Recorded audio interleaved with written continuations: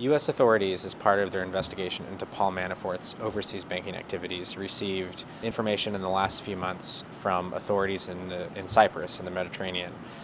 Those activities were part of a request for this ongoing investigation that U.S. Treasury Department officials had.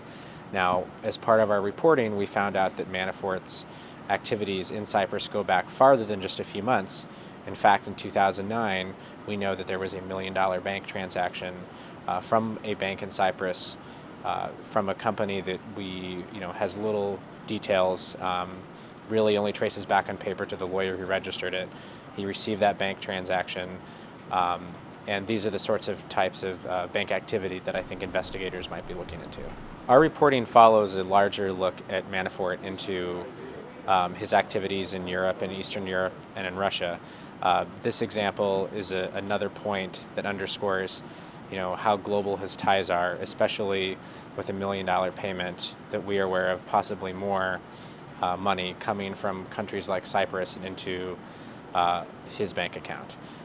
U.S. authorities might be looking in to see how broad this goes, but right now they appear to be limited to these transactions in Cyprus. This investigation into Manafort follows a broader look at Donald Trump's former campaign chairman, who left the campaign last summer. He stepped down after the AP reported certain connections and certain lobbying he did on behalf of pro-Russian interests in the Ukraine.